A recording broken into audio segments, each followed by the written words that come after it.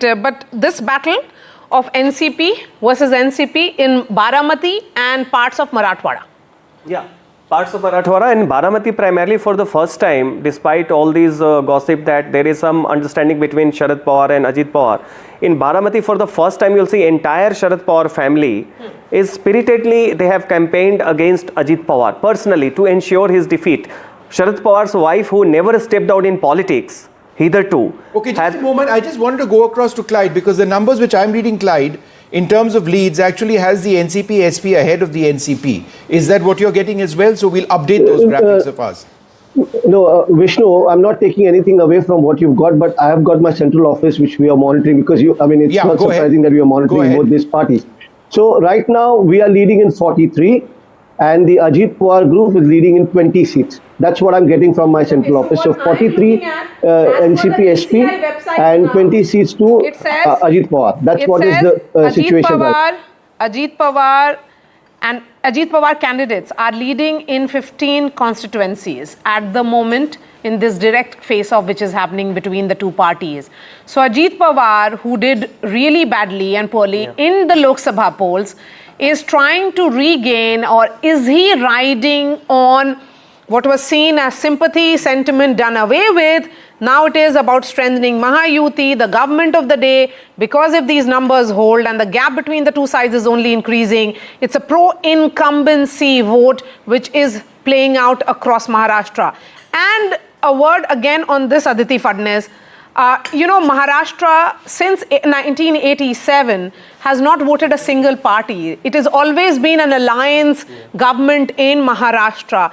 This is again, as we saw in 2019, it was a pre-poll alliance that the voters may be looking at favorably. If these numbers hold, we are saying it repeatedly, this would be first round only on the EVM machines.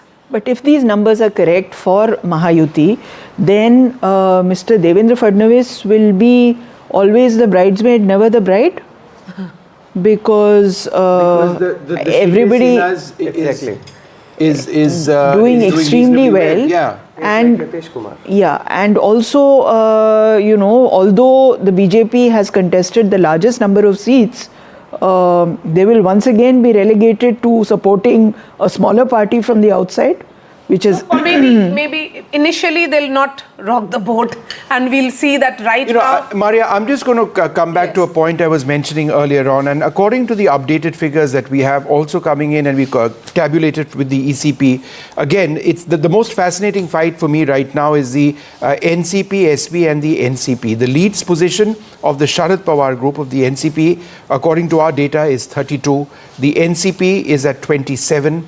Remember, the NCP Sharad Pawar is contesting in 86, the NCP contesting in 59. The NCP Sharad Pawar, in terms of all their contests, this is not just NCP versus NCP, but in all their contests, is actually up 19. Now, if you take a look at that compared to where the Congress is, at this stage, the Congress in the leads position is down 15. So in terms of the big partner, as it were, in the equation, the Congress contesting in 101 seats, it's quite clearly underperforming in a huge way, and the NCP SP appears to be doing reasonably well. Now, is that good enough or not? That we will get to that later. But Vishnu, I just wanted to make a small point, which is that the Ajit Pawar faction of the NCP, I continue to call it the Ajit Pawar faction, has actually not contested on its own symbol in many seats. So granular data could result in a different picture. You're talking about independents? I'm talking about candidates of the BJP who are contesting on Ajit Pawar's symbol and vice versa. Yes. Shaina NC. Exactly. She's contesting on a Shiv Sena, as a Shiv Sena candidate. Exactly. So that granular detail is also quite important when we try to assess the positions of relative positions and strengths. All right. Well, we've got our correspondents out across the field right now, reporting from the BJP headquarters. Who do we have up at this stage? Prabhakar and Aishwarya join us. Let's go straight across to Aishwarya. Give us a sense of what's happening at the BJP headquarters. Laddu? The last time this Laddu business happened, I think you and I were anchoring and there were Laddus in the Congress office. Our dear friend Sunil Prabhu was eating one of them as well. But then the election results. So I would suggest that laddus might be bad news. But what's happening around you, Aishwarya? Laddus or jalebis, Aishwarya? What did you get?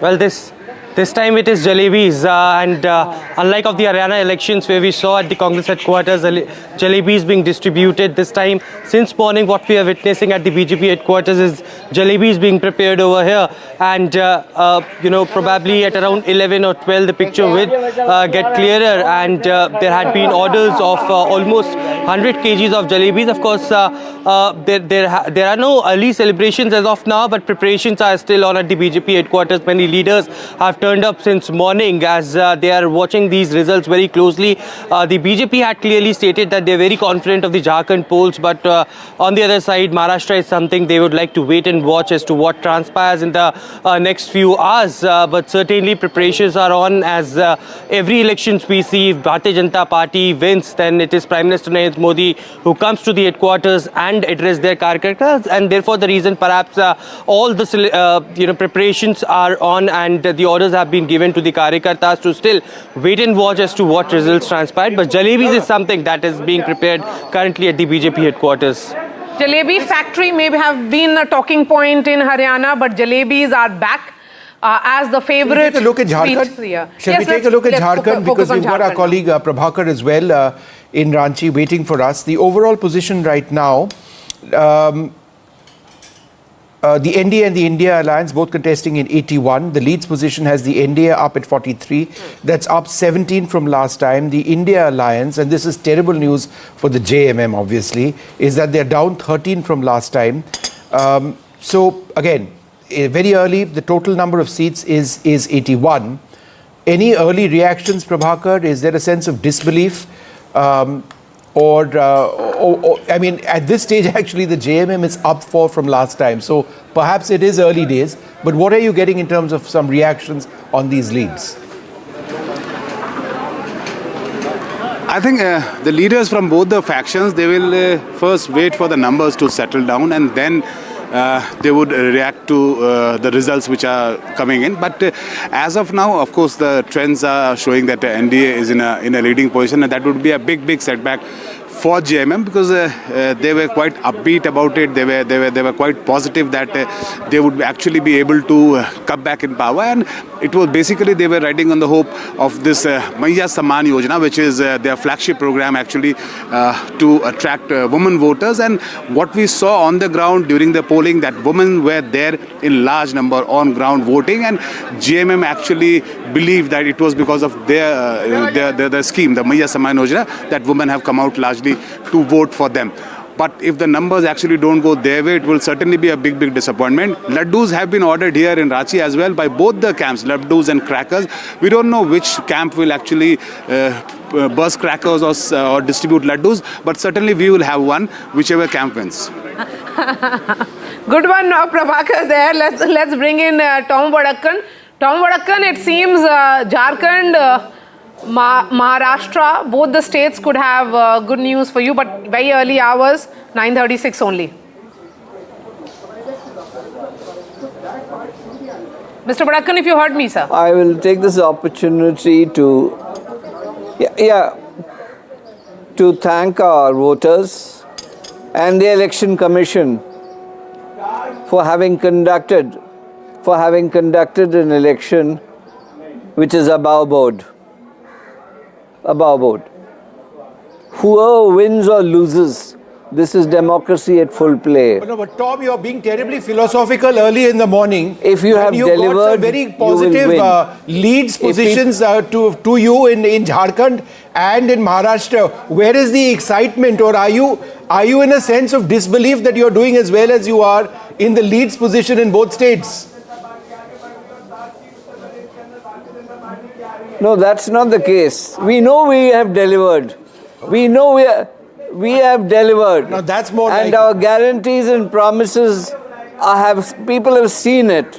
So we are not, we are somebody who's surprised with anything. If you work hard and you deliver, your Kalikartas are there and the results are there, then there's nothing to stop you. And if democracy is anything that we can talk about, that is what you deliver to the people, how well you take care of the people, and the promises that you keep what is and you ironical maintain it. in these numbers That is the essential test, Tom, litmus test. that we heard two very women-centric schemes in both the states. In one state, you had about Ladki Behan. In the other, it was about Maiya Samman. In both these states, women voters came out to cast their vote. But if these numbers actually translate into actual results, in one state they voted for the party which gave them that model of governance. The other one, they have voted against it. Quite right, absolutely, and we suggest that there are many other factors at work in both states. Well, they are very different states, so you can't really equate one with the other. But Is that a question to me? even though women have come out to vote in large numbers, the factors that have impelled them to vote in certain ways may be different. And also the tribal voter, we'll have to talk about them. That will become a crucial vote bank now. All that outreach with regards to, Birsa Munda Jayanti and visually impactful images. It's not just that. It's also what BJP told us is in the Kolhan region, where the BJP, which sends 14 seats to the assembly, in the last election, the BJP got 0. Kolhan is where Champai Soren comes from. Right. That's right. So it's possible that the base of the tribal JMM-led tribal consolidation, the base of that grouping is completely broken. Sajjan, that's an interesting point. Hemant Soren in these elections, the fact that he came out of jail as a sort of hero, the fact that the JMM were looking at the entire narrative of how their premier leader has been targeted by agencies. If these leads translate into results, then that entire narrative completely collapses. And I would suggest, perhaps even more than the women voters, it is the narrative of the JMM and Hemant Soren not working out that would go against them and decide the sympathy factor, which would win or lose the election for them. Yeah, therein comes the core zones wherein the impact of the leader is there. So besides Santhal Pargana and among the Santhals, it has never been the case that JMM has consolidated all the tribes, let alone about the rest of the Jharkhand electorates. Last time what happened that BJP's Chief Minister Raghuvar Das and OBC, he ended up alienating both the tribals and the upper caste middle class voter, like Saryura and others, This time, wherein the BJP, by aligning with AJSU and others, consolidated OBC votes, upper caste vote also has come, and with Babulal Marandi and others, they have been Urao, Mundas, Ho, Khadiya, lots many tribals. So that way sympathy factor needs to be given some external organizational push to be beyond the quarantined area of Santhal Pargana. Right. And when Congress is your ally, that doesn't seem to be the case. Okay, so Santhal is how many seats there?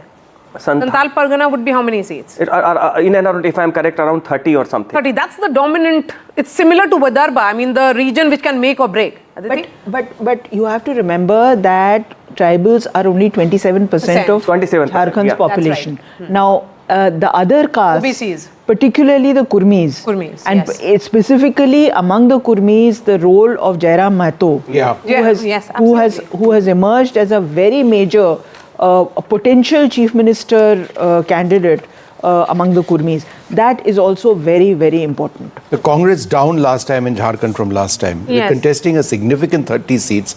They were always being carried along by the JMM, but with this, it's just not worked out. Okay, so a word on Jharkhand now, and if we can do a party-wise breakup, the BJP is contesting on 68. We have leads in 65 so far. The BJP of these 65 seats, the BJP is leading in 35. They have made a gain of 11. JMM contesting on 43 seats. We have a picture clear of 41. There is a change of -3. The Congress is down -9. It seems to be certainly bringing down this entire alliance. AJSU, the alliance partner of the BJP there, it is contesting on 10 seats. They are leading in 6. They are making gains of 4. So a word on AJSU. Yeah, Atsu contributes to especially the Kurmi Mehtos. The Kurmi Mehto, yes. Hazaribagh and bordering the Purulia, all the regions wherein you have Kurmi Mehtos, and who last time also got alienated. So this time, that is why the women-centric scheme is one factor that should have contributed to the JMM Congress alliance. But when you do not do your homework right about the social base, for example, in Maharashtra, you see, except Marathwada region wherein the Jharange Patil factor seems to be contributing to, going against the BJP.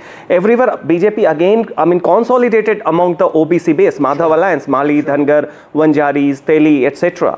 And that's why you see many of the OBCs are saying that we voted against the BJP because hum dar gaye the because of the constitution narrative. Yeah. But now that the OBC leaders like Chhagan Bhujbal and others, they openly came out against Jharange Patil, and that is why you contribute to the social boost, and then Ladli Bahin Yojana adds up. And in that narrative of Jharange Patil in Marathwada, here is Jharange Patil not questioning the Shiv Sena. He's questioning his target is essentially Devendra Fadnavis and the BJP. That's the caste. No, that not Maratha leaders of BJP. No, yes. Primarily the Devendra Fadnavis because he's a Brahmin. Yeah, so I'm saying even then Jharange Patil was selective in his target questioning. So that essentially confused the voters even more. When I met him at his home in Marathwada, he gave me an impression that yes, I'm going to start agitation again, and all his questions was only against Devendra Fadnavis. Right. So the BJP chose that in Marathwada, Devendra Fadnavis will not be in the front line of the campaign. No. He'll be much behind. I just want to switch very briefly to Jharkhand once again and pick up on the point that Aditi was talking about. I think Jairam Mahato and the entire insider-outsider debate is one of the most fascinating aspects of this election. The fact that he's campaigned on a domicile policy going back to 1932, saying that that is the cutoff when you'd be decide. How significant a player is he in the context of these elections and this particular insider-outsider debate, which has also been core to what the BJP has been arguing?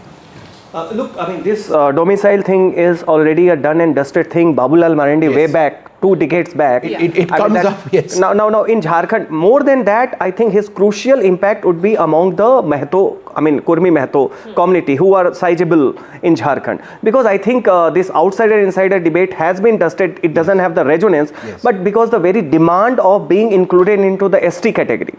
1908 when the Kurmi Kshatriya Mahasabha happened and they were invited, the tribal told them that you are not the Kurmis of UP and that time the plains of Bihar, do not go, but they went there because of the Sanskritization logic.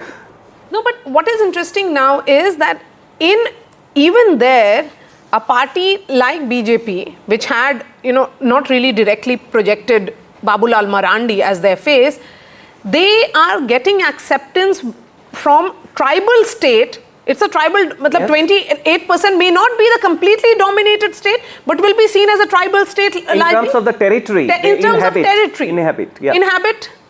I think much more important is The Kurmi factor. No. BJP got 0 seats in the tribal reserved area. In the Lok Sabha reserved seats. In fact, the BJP slogan, Tom Vadakan batenge to katenge, that is also something that evidently may be working. It was debatable, it was controversial in a sense. The Congress really took you on that, but you stuck to that, and at the cost of some suggesting that it was divisive. But would you suggest that that's also perhaps one of the key factors which has worked well, certainly in the case of Jharkhand so far? As to the question of the slogan, yes, I think it is a logical thing that we Indians have to unite against forces that are outside. And if that has been a slogan that has been there in our manifesto in different forms and sizes.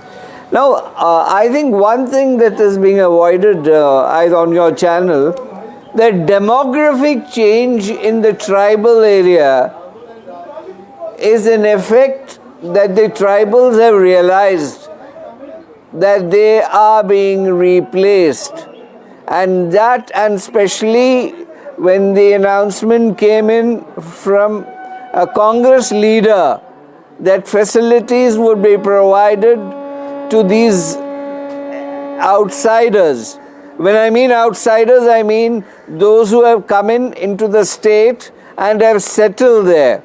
This is the realization that has hit bang into the tribal psyche, and they have realized that they may be replaced by this new demographic change. Okay. So we are going and back I think to that the needs state to of go on Maharashtra, record today. and we'll start focusing it on the basis of various regions. You know, Maharashtra, as we have been saying, there are 6 decisive regions. Every region has its own set of issues, has voted on its own set of issues. There is no pan-Maharashtra issue which played out. So we are starting to look now at Konkan region. In Konkan, a word on that, in all 39 seats in 2019, the BJP Shiv Sena had won 26, the Congress NCP had won 7. Now, how are the numbers stacked, Vishnu? Well, if you take a look at the Konkan region in Maharashtra, the NDA up over here, up 4, the MVA leading in just 1 seat. Others are not particularly significant in this concept. It's a runaway success in the Konkan region. Sajan, how would you look at Konkan and the dynamics in Konkan, which are different from other parts of the state? So Konkan, you have 3 districts: Sindhudurg, Ratnagiri, and Raigad. Yeah. You know, but when you add 39 seats, it's also have the Thane and Palghar. Right. That's combined. Okay. In Lok Sabha election, when the generic trend was against BJP, both the seats of Konkan was won by BJP. Narayan Rane is one who is not considered a Maratha leader because he is from Konkan, and because of its continuity to Mumbai, there was more kind of a Shiv Sena base. So that is why Uddhav Thackeray was supposed to contribute here. It was his passion. He should have been the legacy holder. But we saw that during Lok Sabha election also, Konkan went Mahayuti ways. This is one. 2, you see, in this region, there is always the kind of a factor, you see, Hindutva is more strong, but therein also the factor that Uddhav went with Mahayuti. And Okay, so now a word on that. Mahayuti has reached 202. Right. Never before in Maharashtra history an alliance is standing at that number. Aditi, I mean, it's going to be a landslide if that actually. Meanwhile, number Aditya holds. Thackeray is leading in Worli. That's Yes. interesting. Yes. That's So, important. Yes, for while we look at it. the Thackeray faction. Yes, but you know, 202. That's where are the numbers coming from? Let's put out more numbers now there. 202 for okay, now 203. It's only increasing for Mahayuti. So let's bring in region-wise again, Jui, starting with Vidarbha. Now let's move to Vidarbha because that's an important battle there. In all 62 seats, how are the numbers stacked? Okay, massive gain for Mahayuti there. They are leading in 51 seats again. No, and this is very significant because this is an area which is known for agrarian concerns, and agrarian distress has played out very much in parts of Amravati, Chandrapur, Nagpur as well. Farmer suicides was something which was very, very big over here. Yavatmal is here. Yavatmal is in Vidarbha. In Vidarbha as well. If the NDA is doing well in these issues, then the sense that the MVA really held the narrative when it came to addressing farmer issues hasn't held true at all. No, certainly not. And therein comes that yes, there were complaints about the low productive of soybean and cotton. Yes. Prices were not much, but yet people said that when we do not treat ourselves as farmers in isolation, women in isolation, they treat how the household income has been affected. This massive cash schemes that was there between Raksha Bandhan and Deepavali, on an average there was a feeling that 20 to 30,000 has come in most of the household, and that is why not only it neutralized, it gave a positive spin. Can I just revisit? Most of these and Maria, you answer this question for me. In most of these seats, what people want to know. When do we move away from saying that these are early leads to saying that we are now in a particular direction?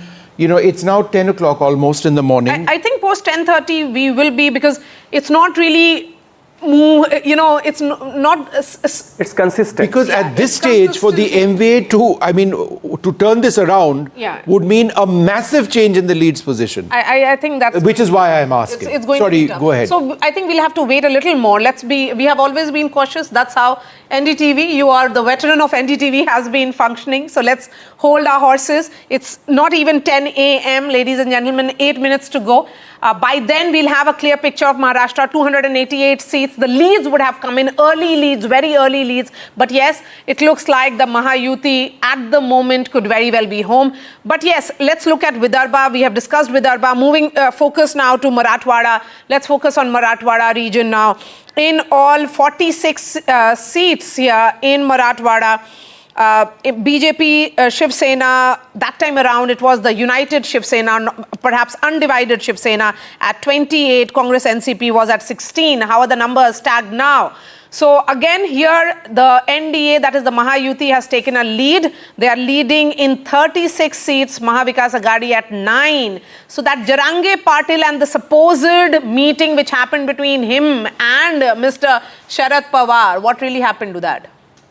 Well, I mean, ultimately caste is very, very crucial to a lot of decisions that people take. I just want to go through some of the key issues in Marathwada. Yes, please. Which composes of Aurangabad, Jalna, Beed, Marathwada, drought, underdevelopment key issues, issues of caste politics, water scarcity and agricultural issues. So some similarity with concerns raised in Vidarbha. Again, this narrative appears to be a runaway, in tackling this, seems to be a runaway success in terms of leads for the NDA at this stage.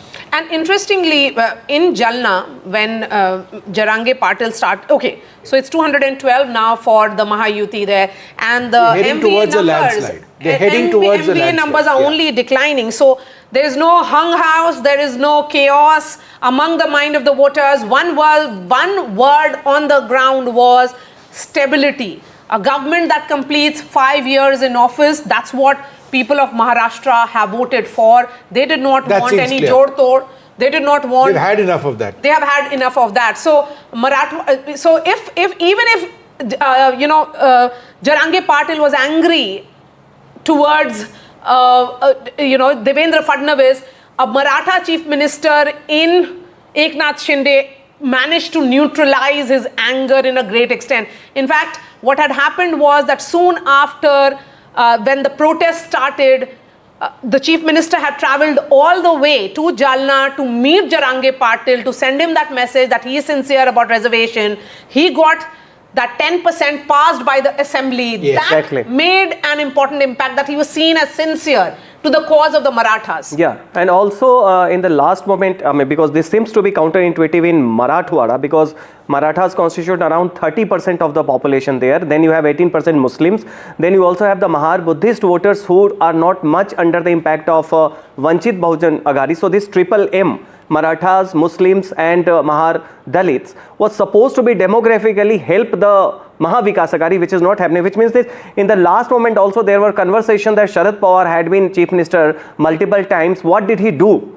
Now he is supporting all those demands, and then Jarange Patil being the B team of Sharad Pawar, that narrative also came. But besides that, I think also it was a counter consolidation of the OBCs, because Pankaja Munde is there and lots many other OBC leaders are there. And apart from that, I think women factor perhaps seems to be the X factor in Maharashtra, because the kind of victory you see simply by caste and community demographic, it doesn't make sense. If there is one of the best signs for Indian politics. We've seen the rise in women voters in the last couple of assembly elections. They were dominant, for example, in the Madhya Pradesh elections, Jharkhand, and this time as well. Son of Raj Thackeray is trailing in Mahim. Right. We haven't discussed Raj Thackeray. No, we haven't. It was not expected to be a very significant factor. Absolutely. MNS, what happens to Raj Thackeray after this if his son is also trailing? His cousin is winning. Yes, so does it mean end of road? We don't write off anyone, but Amit Thackeray, this was his electoral debut, son of Raj Thackeray, MNS Supremo. He is trailing from Mahim, but let's bring in Ratndeep. Aditya was taking on Milind Deora, right? Yeah, I'm being told to take Ratndeep now. All right, let's have to go to Ratndeep. Oh, there we are. See, so Aditya is leading against Milind Deora of the Shinde Sena. Right. This is the second time Aditya was contesting from Worli. So Sena versus Sena over here, and Aditya Thackeray, this is one of the few areas where they seem to be doing reasonably well.